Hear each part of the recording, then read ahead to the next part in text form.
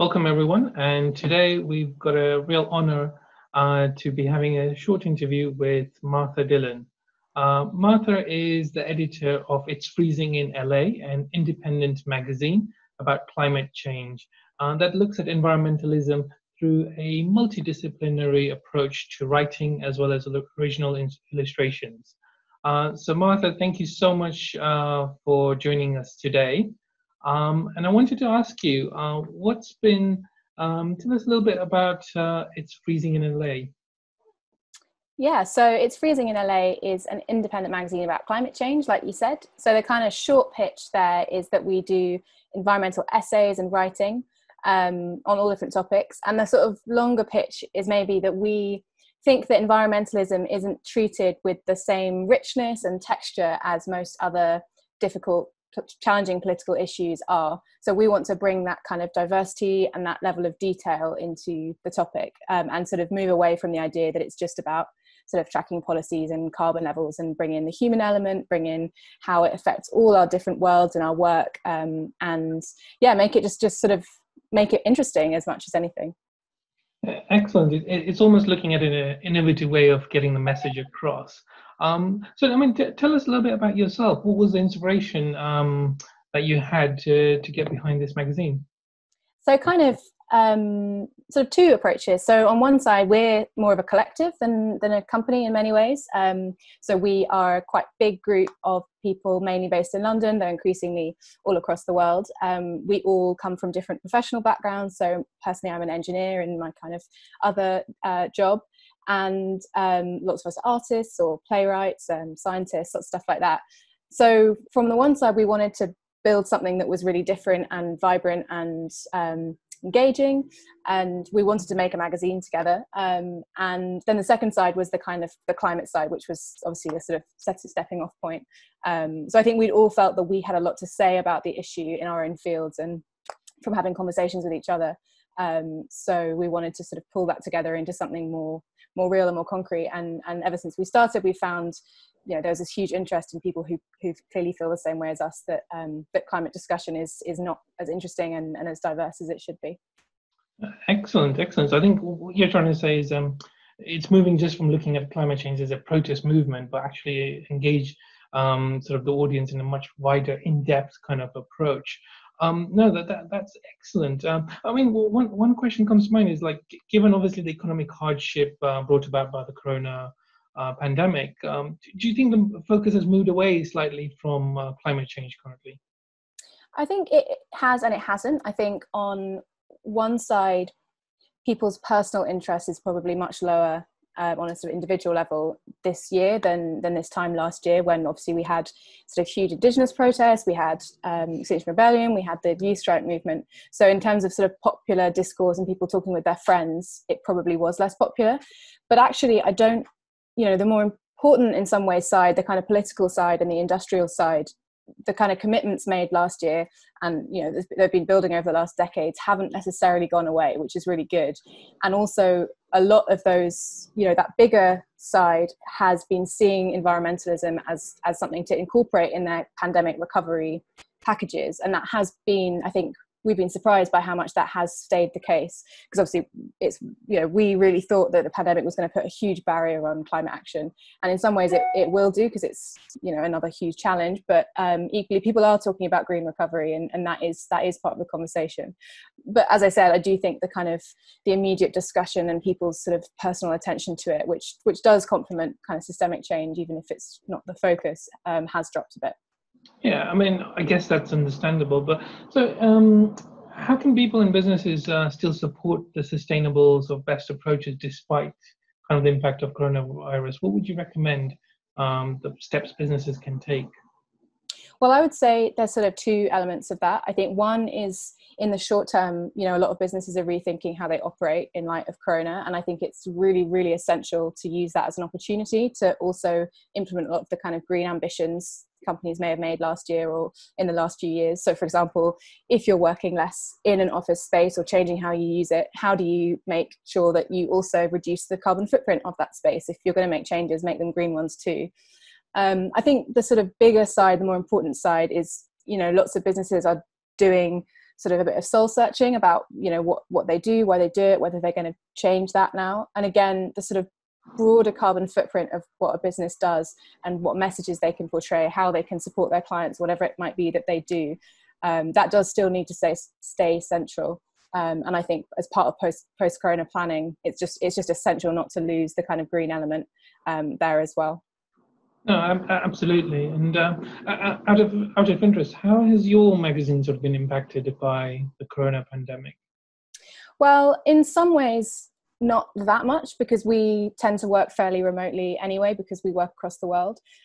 We had a sort of few situations with you know, people losing access to workspaces and print spaces, so a lot of cycling around London with big drawings and things. But on that kind of side, not so much. The biggest side for us has been the closure of bookshops and galleries, which is where we tend to sell most of our stock. So that's obviously been really tough for us. But, you know, online sales are there, and it's actually been a great opportunity to sort of shift our operations a bit and maybe give us a bit of a kick to keep innovating and keep trying. So not all bad, I guess. Oh, excellent. And I guess that really leads on to my next question, which is, what were your immediate sort of plans for the magazine given the corona pandemic? Well, I think our immediate plans is that we want to show quite strongly that we're not going away, that it hasn't sort of stopped us operating, and that, as you were saying before, that climate change hasn't come off the agenda just because of the pandemic. So we're currently working on our 6th issue, which will come out in November. So I spent most of the last few days editing articles and talking to illustrators and stuff like that. So that's been a really positive way to kind of show that we want to keep going. I think in terms of changing, we are looking at sort of social distance events. So looking more at kind of exhibitions and sort of talks where you can sit quite spaced out from each other, rather than kind of parties and stuff, which is often what we do, kind of much, you know, drinks evenings and stuff like that. And then longer term, we're building our online presence more. So we've got a kind of online blog, which is a sort of slightly diluted version of our print issue. And that's a really great way to kind of keep building energy and getting in touch with new people to ask them to get involved. Excellent. And where do you see yourself in 3 to 5 years with the magazine? Wow. Where would you like to see yourself? That's a good question. Where do we see ourselves in the next 3 to 5 years? I would say that I think we would like to be seen as a kind of leading voice for people who are putting forward kind of ambitious climate ideas. So both people proposing them, but also as a space for people to criticize sort of big government and international policies. And I think we'd like to be more international. So at the moment we're quite UK centric. We do have a bit of a footprint in Europe, but it'd be great to be able to work more broadly, especially because a lot of our writers are from all across the world. So it'd be nice for them to be writing for audiences that are more linked to what they're saying as well. Excellent.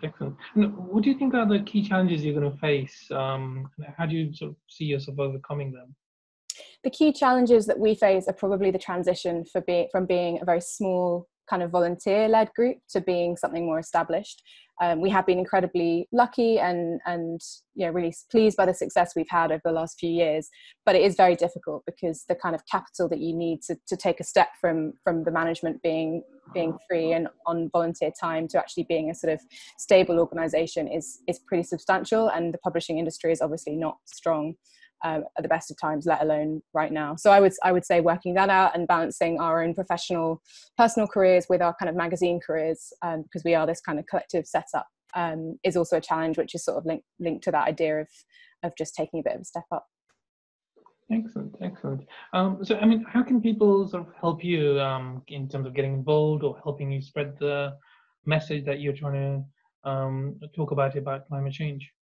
So I guess our perspective on climate is that what we need right now is really important and difficult conversations that push big climate action and difficult and detailed conversations. So people reading and engaging with those ideas and then translating them into their work lives and to some degree their personal lives as well. So obviously we would say please read us because we think we do that, but there are tons and tons of great groups and resources out there and other media platforms as well. So I think just encouraging people to keep reading, keep learning, don't assume that your kind of preconceptions about what are good green things are necessarily all that you can do.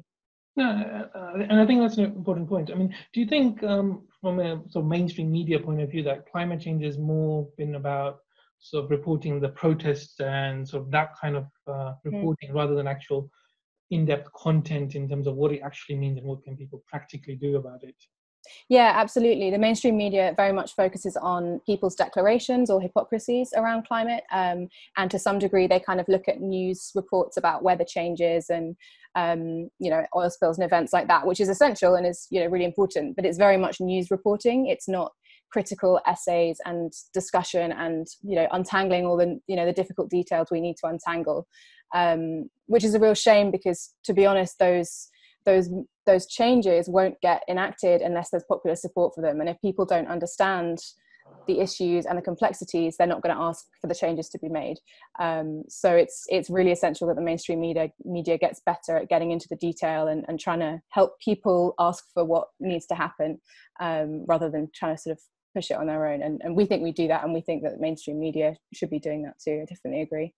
No, definitely. I think what you guys are trying to do is really innovative, and I think it's addressing a gap in the market in the sense that the mainstream media is concentrating on very high-level headline news, where there almost needs to be an educational process for the wider sort of general populace about climate change and what can be done. And I think you guys have taken a really good and innovative step to help address that. So Martha, thank you so much for joining us today and for this short interview. I think it's really interesting work that you guys are trying to all do to help build upon a much more in-depth conversation about climate change. So it's really excellent work. And I'd encourage all the viewers today, please, if you haven't done so already, do check out It's Freezing in LA magazine, their website and their blogs and social media channels. I'm sure there will be a lot there for everyone to learn, so that we all get a little bit more of a holistic education in terms of climate change and what is it that we can do to sort of help improve a much more sustainable environment for everyone. So thank you once again for joining us today.